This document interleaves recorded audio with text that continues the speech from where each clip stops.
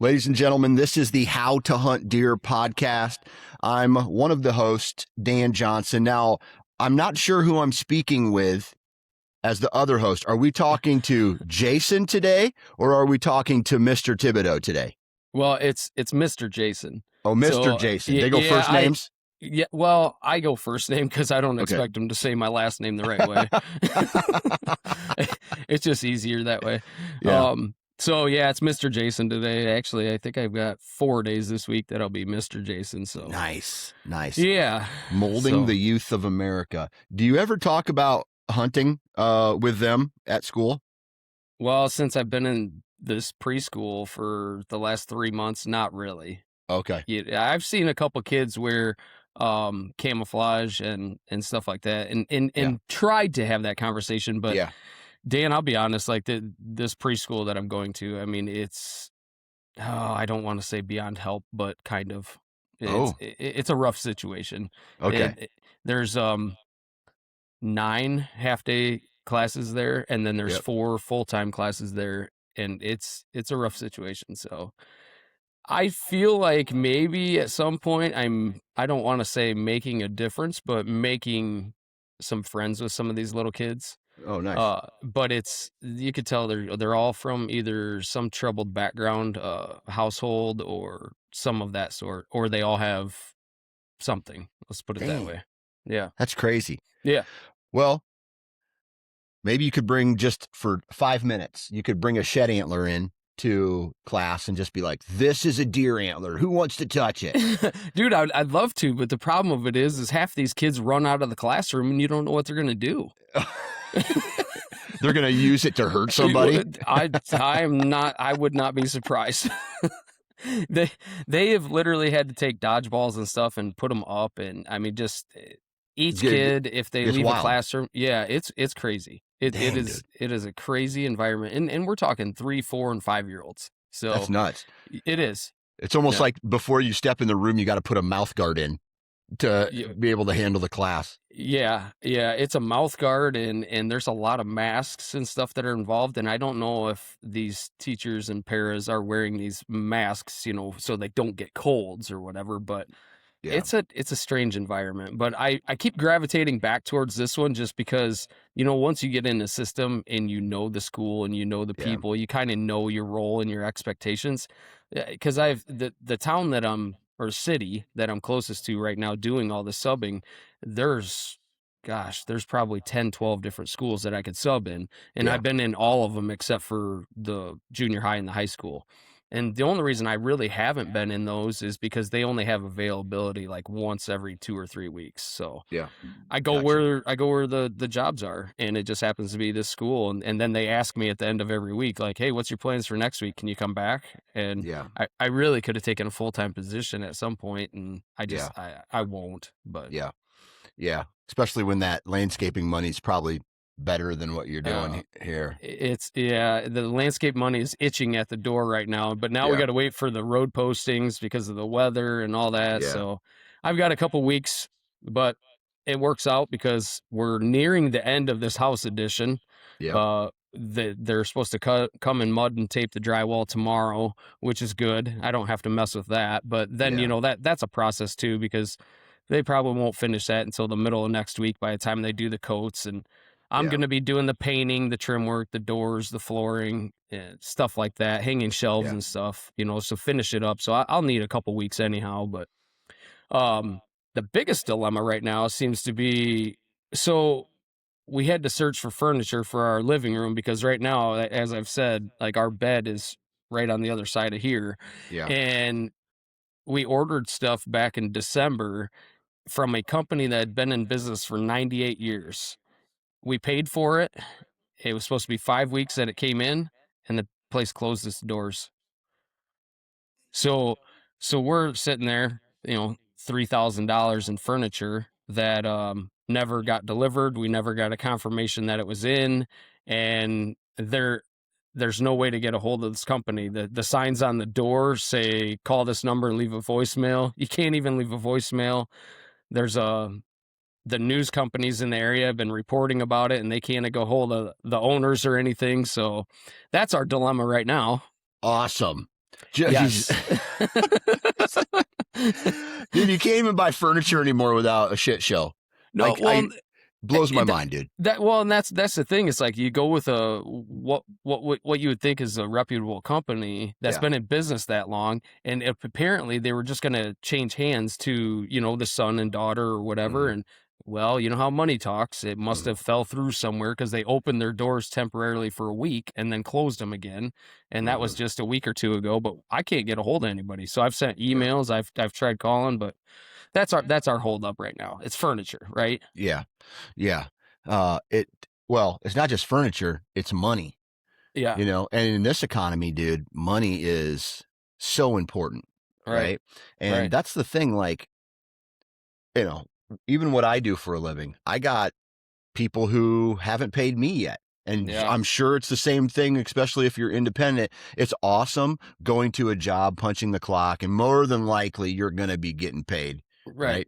But guys like us, I'm still waiting on quite a bit of money that was supposed to be here January 1 that isn't here. And I'm patient. I have enough money to get me through for, the next 5 or so months, but it's something as an independent, you're always thinking about it. It's just on your shoulder, whispering in your ear. Are you going to make enough money this year? You going to make enough money this year? Yeah, and year in and year out, you like so I've done this 14, 15 years now, landscaping, and pretty much year to year I know exactly what I'll make and everything like that. But you're still playing the cat and mouse game of trying to catch that money. There's people that are always delinquent, there's people that refuse to pay. There's one of the worst ones is if there's a death in the family, because then the money gets stuck in probate for 6 months and you don't get to see it anyways, so it's then you got to chase whoever down after that. And it's a bad situation because you don't want to force it knowing that there was a family death. But, so I don't know. I hear you. I feel your pain with that. That is, that's a tricky slope. All right. Before we get into the rest of whatever we're going to talk about, I honestly don't even know because hunting has been so far away from my mind right now. I haven't even been thinking about like anything really other than maybe trying to find some time to shed hunt. But before we get into whatever it is we're going to talk about today, I'm going to send a huge shout out to our partner over at Code Blue Scents. If you are looking for any type of real or synthetic deer urines, if you're looking for scent elimination products like field sprays or laundry detergents or body washes, things that are going to keep you clean and scent free, and then me and Jason, we love the Rope-A-Dope Mock Scrape Kit that probably here in March, I'm going to be actually going to freshen it up. I've been doing a lot of listening to guys who run mock scrapes all year long. And they seem to think, no, I don't see it quite yet, but they seem to think that it actually keeps deer on properties just from I need to check in on this point standpoint. You know what I mean? Like, it's been a while since I've been over here to this hub scrape or whatever you want to call it. And it might be something that just keeps deer checking in on your property. So go visit codebluescents.com, discount code NFC 20. No, I'm sorry. It's not NFC. HTH code, or the code blue scent to get 20% off is HTH20. So there's that. I want to add to that real quick. And that's why I started to run my cell cameras year round is on those scrapes, because I do think there is something to that, because there are does especially that check in on that, and I don't know if it's a territory thing, like if you let your dog loose and then they've smelt a coyote or another dog, they'll mark their territory, if it's that, or if it's just the simple fact it's like a signpost, they're cruising by and they just got to check in. Yeah. I think I was talking to a wildlife biologist a handful of years ago, and they said that deer can smell like we can see. All right. Meaning they're able to break down whatever it is. So if I'm across the road from you and I see you, I can go, ooh, dude, that's Jason. But because all deer look the same, it would be hard to tell. So you got to have other indicators. Right. So you would need to have a scent profile. And from my understanding, every deer has a different scent profile, and they're able to be like, oh, Fred was here. Oh, Janet was here. Oh, whatever was here. And then they can keep in touch that way Right. by scent. So they're able to individualize other deer by scent. Yeah, I think that's definitely a thing because I mean, if you walked into my house and you did it religiously, you would know that our house smells a certain way, so we smell a certain way. The same if I Yeah. walked into your house. I remember back in high school, I had one of my best friends told me, he's like, "Oh no, you Thibodeaux just have that smell, you know." So, like, do you take I that in hope that's a good. yeah, like, do you take that in a bad way, or how do you take that, But Yeah. there is some truth to it because I mean, like if you have a friend that has cattle, they're going to smell Or like hogs. cattle or hogs, Yeah. or if they have a fireplace in their house and they're wood Yep. burning. I mean, there are things that definitely. So I would say deer, especially with their senses. I mean, absolutely, they can pinpoint what it is. So Yeah. I've always been really impressed with. I don't know, man. The thing that have always been interested in is how deer, and we talk about this before, I've talked about it a lot in depth, but a very long time ago, I wrote an article about how deer can be able to judge threats by potency of scent, right? mhm. And we talked about this, but it's funny how there's times when, let's just say, I'll walk, and I used to realize this when I was taking the easy way Yeah, into a tree stand, and I didn't feel like looping around that day, and I just would walk straight to my stand, and I had maybe a really bad access route. But I didn't care, and I'd walk through, and some deer would catch that ground scent and they would get freaked out.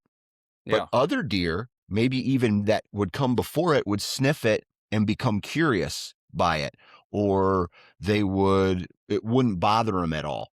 And I just was like, why do some deer allow things to go down, and other deer are like, like they get worked up about it, and then they put their tails up and they run away. I I just, mean, do you think it's the fact that maybe some of those deer have been spooked from a tree stand, and then they correlated that spook with the smell? I mean, I'm sure, right? But Yeah, what I don't understand is it's just a huge difference. I mean, and obviously it's behavior, right? Because a big right. mature doe, I don't care where you're at in the country, a big mature old doe doesn't take crap. Like, No, she'll sit, like, I have a farm even in Iowa where if my access point is bad and she's there, um like there's like 3 doe groups that live along, they kind of intertwine on this 80 acres. Dude, if she catches anything she doesn't like, she'll blow and blow and blow and blow until you are ready to get out of the tree stand, yeah, right? And she won't come in. But here's the other crazy part. It's almost like The Boy Who Cried Wolf, where the rest of the deer herd hears her just continuously blow all the time. So now they're used to it, yeah, and they don't see a threat. They don't smell a threat, right, and they just go about their business. Have you yeah. ever seen that happen Y- too? Yeah, and I mean, well, correlate it with so I mean, a mature buck and a mature doe are two different animals, Right. and when you're hunting in or around both of those, the mature buck is going to act a lot different. I mean, he's going to come out to the edge of the field and Yep. do the look around and everything, but there's a time of year where he drops more of his guard than that doe ever will in her Right. lifetime, But then go ahead and spook that buck versus spooking that doe. He Mhm. spooked that buck. I mean, he's just going to run off. Right. It's not like, and a lot of times that runoff might not even be that far. Right. Right. Yeah, and they just bump a little bit. They probably stand up. They probably try to get good wind for wherever they hear a noise.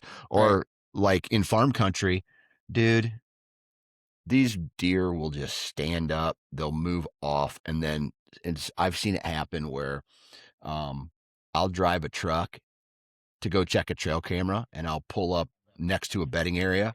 I'll get out, I'll go check the trail camera, I'll come back, I'll drive 20 minutes later, Right. you know, a buck.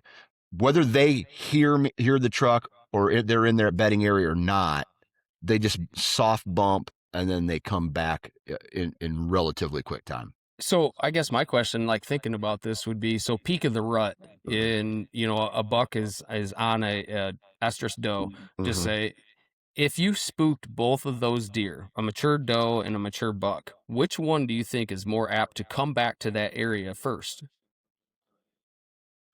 Well, I mean, the buck, if it's the breeding season, the buck's going to go where the doe goes, Yeah. right? I Yeah. have literally walked by from me to my window 2-year-old, 3-year-old bucks that have been locked down on a doe and they did not want to leave. No. And they just stayed right there and they watched me. I could have shot them easy. Yep. This happened last year too. I was getting out of my tree stand and there was a doe in this little creek, just kind of almost like trying to hide from this buck, but he was there and he just stood right there. I could Yep. have shot him at 30 yards from the ground. And I was like, no, it blows my mind the mental shift that happens. And it's almost like in the rut time frame, bucks get dumber and Mm-hmm. whether they smell you, they only have one thing on their mind. Great. But then does seem to be on higher alert in the rut than I would say in October, where if they know it's not breeding season, they know they don't have anything chasing them in the woods unless they directly hit them with a full nose or something, they're more relaxed, right? Yeah. Do you think they go on high alert because it's more of they're getting chased by multiple bucks, or the fact that they've had to let their fawns go for a minute while they're in estrus? Is Mother Nature, or does motherhood come into factor there, to where she's more protectant, or Mm-hmm. she's more like, I'm getting tired of being harassed? Probably both, Yeah. right? She's Yeah. she's looking for her doe or her fawn, which she's not going to find until she's bred.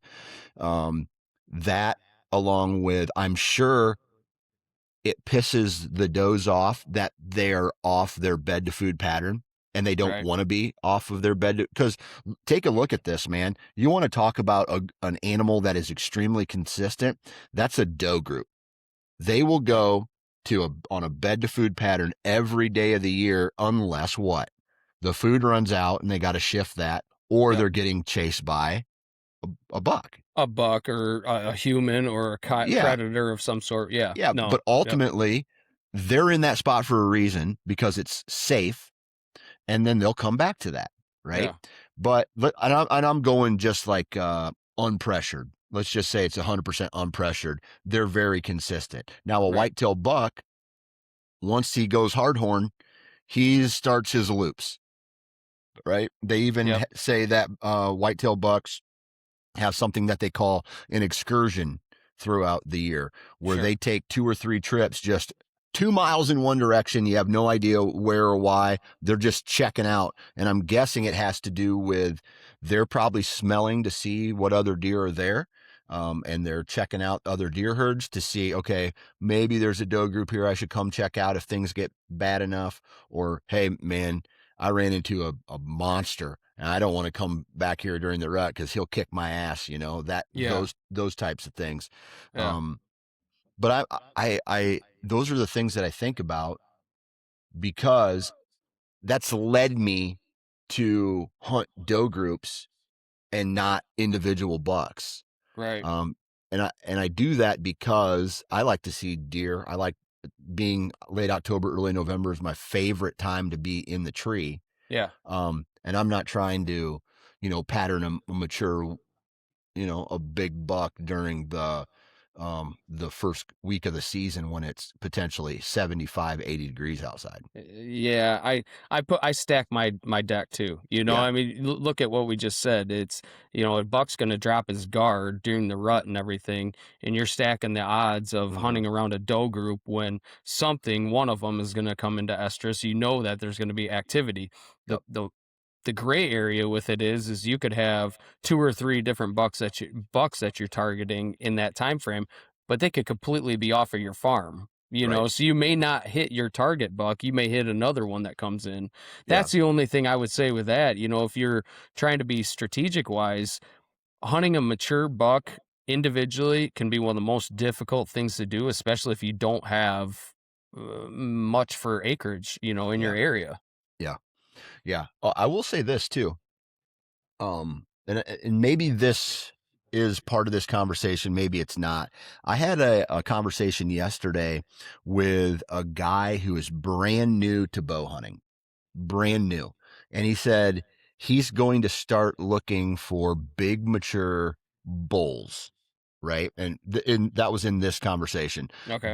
Big, mature. He said he wants a big elk, bull elk. And I'm like, good luck, buddy. Right off the bat, Yeah. good luck. Right. Yeah. Especially if you're traveling like we travel for elk. Right. But there's so many times that I think the worst thing to do, because this happened to me. I went right from being a bow hunter, and I've had a bow since 1994, and when I was 14 years old, 13 even, shit, maybe even 92. Holy shit. Since 1992, and I've been shooting and trying to kill deer every year since then. But starting to go, I think this is a huge mistake, especially for new hunters, trying to go after mature whitetails right away is a mistake. Like, I feel like for me, that caused me more problems than it did actually going out and going through like a big, it's brown, it's down phase. Yeah, I mean, I'll piggyback on that. So I had to take my first deer ever Mm-hmm. that I shot. I had to take him off the wall the other day because we got a new window installed. Well, Mm-hmm. as I took it down, I went and put it in storage in the basement for now, and I was kind of reminiscing about that hunt, and we talked about that hunt I think it was last week, Yeah. and I look back on it, and I'm like, man, I hunted self-taught for 3 years before I pulled the trigger on anything. Right. Now, I saw multiple deer that I could have shot, does, smaller bucks, and everything like that. And it just so happened that I shot a very, very nice buck, and I remember guys back then, you used to have to take them to a check station. Guys are Mm-hmm. like, you'll never top that buck. That'll be the biggest buck you ever shoot. Mm-hmm. And in hindsight, the very next year, I regressed so drastically that I shot a little 4-point buck, Yeah. and then I almost had to reclimb that ladder to get to that status, and it took me several years to shoot a buck of that caliber again. Yeah. And I saw to your point, if I would have spent my time from the get-go knowing that I was only going to trophy hunt, the odds of your success are one in every 5 Mm-hmm. years, one in every, if you're being self-taught and you're going into this with the mindset of you're going to hang something on the wall, more power to you. But I hope you have realistic expectations with it's not a slam dunk right away. Oh And my and God.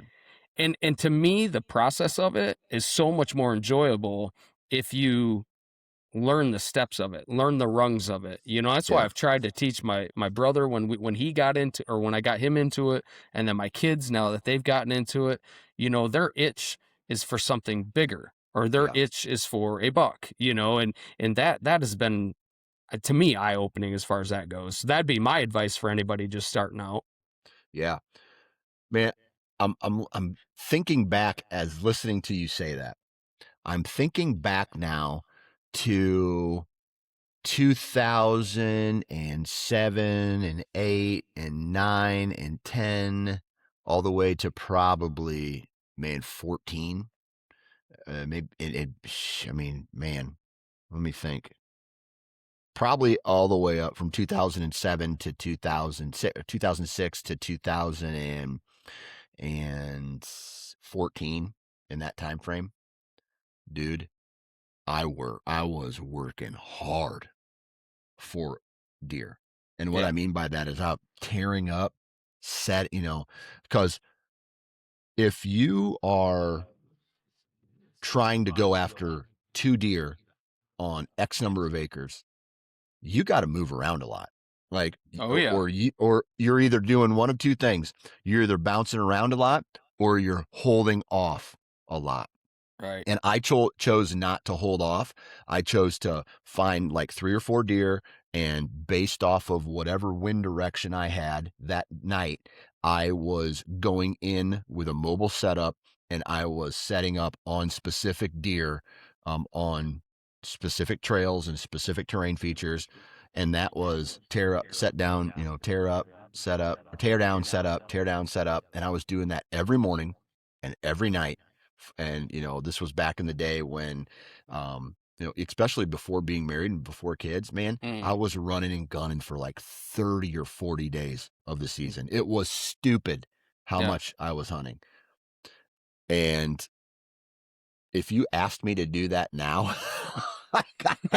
dude, I'd be like, well, I think I'm just going to sit here in my truck and watch the sun come Yeah. up, Yeah, yeah. Well, and you'd be more strategic about it, Oh, yeah. So your selectiveness on when you'd Yeah. be hunting, it'd be completely different. But I can rewind back to the same amount of time frame, 05, 06, 07, Yeah. and I was hunting out of those summit climbers, and my goal was to be in and around deer. Like I Yeah. was hunting deer. I wasn't necessarily hunting target deer, but I remember back in 06. We'd gone down to central Illinois, a buddy of mine and we hunted for, I think it was 3 or 4 days. And then on the last evening, I ended up shooting I had decoyed a buck in, and it was a picture perfect hunt. The buck lays his ears back, and Yeah. and I end up smoking him broadside, and he lays down in the field and dies.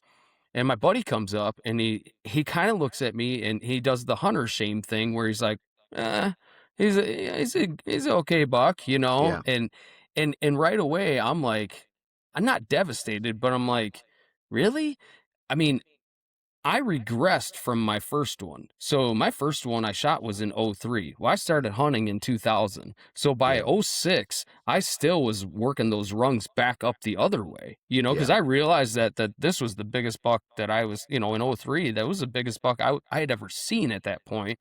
And Yeah. then let alone then the next year shoot these little dinkers and stuff. I was working the way back up, and I was almost hunter shamed because of not shooting something in somebody else's category. Yeah. So, I mean, I guess perspective wise, everybody has different goals. I think it's just reality of it too. The more I've done this, and this too, and this was something I thought about talking about here in the off season was there's not land available No, like there is used to be. it like there used to be, Yep. so like an idea, this off season is to go knock on doors. And how do you do that? Well, Yeah. the knocking on door thing, I mean, even that, I don't want to say has become obsolete, but it's very tough. Yeah. So your odds or your options have become like state ground and stuff. So Yeah. for me, if I was to tell somebody, hey, you're getting into hunting, whether it's elk or whitetail or whatever, I don't want to say lower your expectations, but I would just say start slow and enjoy the ride. Right. Right. Man, it was fun. I'll be honest, dude. I chased some giant whitetails. I even connected on what I consider a couple giant whitetails, right? Like, let's be honest. If you're shooting a 4-year-old, I don't care where you're at in this country. If you're able to connect on a 4-year-old in Iowa, like I'm just talking about my personal experience. And there's probably a lot of people out there who are listening to me going, "Oh, 4-year-old?" I'm just talking about the environment that I have access to, right? Right. 4-year-old, 140, a 140 class or higher 4-year-old is a great year. I mean, an exceptional year. I'm going to even back off that a little bit. And I shot maybe a 120, 125 ish. I don't even know what I don't score my deer. So I don't know. 3-year-old this year. I shot a 3-year-old buck, probably in the mid 120s, and I had an absolute blast Yeah. with that, with my hunting season. And Yeah. I got him made into bologna, and I got him made into, like I get everybody. every time I have people over, we had my daughter's 13th birthday this weekend, and the family came over, and I chopped up some ring sausage that I had made, ring salami, and everybody's like, "Oh, this is so good. Where'd you get it from?" Blah blah blah blah blah. And I'm just like, "Hey, I shot this one with my bow at 19 yards, put a arrow through his lungs, watched him fall over. I got the head right here on this beautiful wood. Some guy made me an outline of Iowa, Oh, cool. and he put a Euro mount kit on it, and he sent it to me, and I'm like, dude, that's badass. Yeah, that's And so cool. my Euro mount hangs on that downstairs where I can look at it every day. So I get to eat this buck with my family. And it's just this thing where I've shot the big deer. And don't get me wrong, big deer are awesome, and I love shooting them. But now, like, I don't know if I want to put in the energy to chase down the big boys anymore, or dedicate the time to that anymore. Yeah, I can agree to some degree on that. Like I have found myself more, I guess, when you were talking about your options, like, when you're hunting two deer, your options are to either bounce around or to be selective on when you hunt. I think Yeah. the longer I've hunted, I've just become more selective. Yeah. And what I've done in the process of that is I've introduced my kids, I've introduced other people into hunting, and I've tried to share it that way instead of my goal being I need a 170, I need a 200, Yeah. and then just dedicating so much effort and time to that Yeah. now, like this past fall, the buck that showed up was not a buck I had been watching, but he showed up Yeah. in October when the farmer was combining corn, and then as soon as I got pictures of him, like he'd be a fun buck to chase. And Yeah. just as luck would have it, I selected my days, very few to hunt, and then I'm like, I'm going all in, and then I make this cool hunt out of using two decoys and everything. As luck would have it, he shows up, and I enjoy the whole process of it. Yes, he's a big buck, but it wasn't the inches that got me on the hunt. It Right. was the fact that I had dedicated certain time and I was able to succeed that way. Yeah. So, it could have been a 120-inch buck that morning that came into those decoys, and he probably would have got shot. Yeah.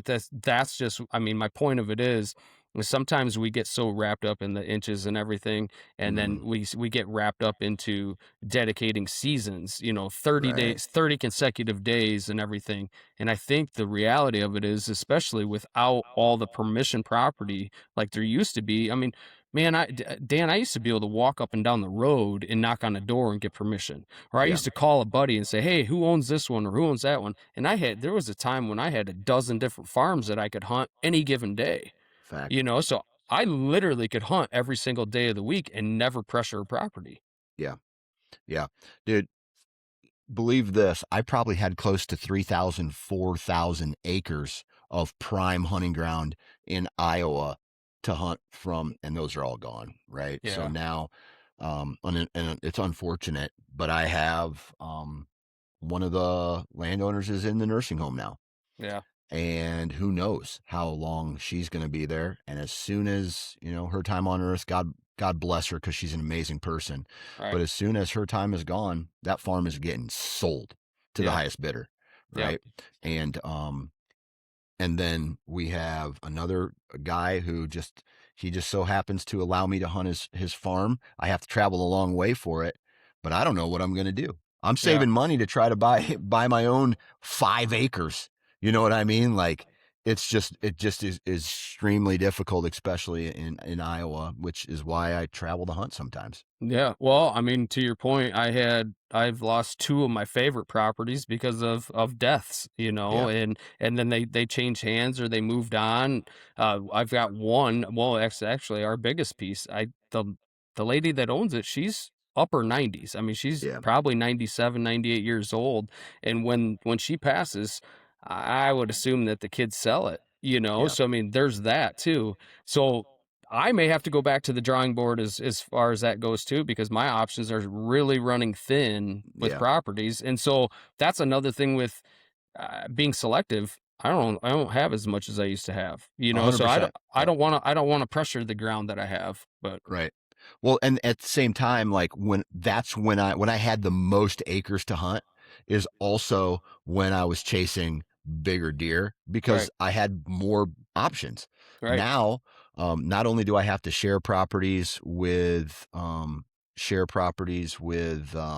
people that I with other hunters, I have to, like, have to really have this debate now of where can I go to hunt. And I have some public ground near my home that usually you hear stories of one big buck getting shot there every year. I don't know if it's probably more luck than it is the guy, like during the rut, some private piece nearby that had a little pocket in it, guy came Yeah. in and was able to do that. But I don't know, man. I'm to a point now where I'm just very thankful that I even get the opportunity to be in a tree stand. Now, here's the deal, though. When I get older and my kids are out of the house and I'm hopefully still in good enough shape to go hunt more, I'm going to probably hunt more. Yeah, and I'm not saying that I'm going Yeah. backwards with that. I'm just saying selective time, because Yeah. kids are busy, work's Oh, yeah. busy, life's busy, and I mean, to make the best out of it, you got to be very selective, and especially this too.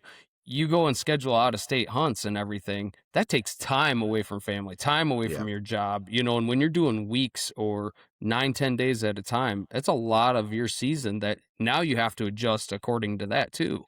Yep. Yep. So, Absolutely. Well, I know you got to get to yep. class, my friend. Yes, I do. So good luck today. This was a really good BS session that we had this morning. If you guys could do us a huge favor, go to Spotify or iTunes or wherever you download the How to Hunt Deer podcast. Give us a 5-star review. Let us know in that review how we're doing. I would really appreciate it. Also, make sure you go subscribe to the How to Hunt Deer podcast on YouTube. Just subscribe to that. We're trying to get, I think it's 1,000 subscribers, which seems like a lot, Okay. but if we get 1,000 subscribers, what happens is then we can unlock some cool features in the, I don't know, in that platform that allows us to do some cool things. So go do that. Other than that, Jason, thanks for your time. Everybody have a good rest of your day, and we'll talk to you next week.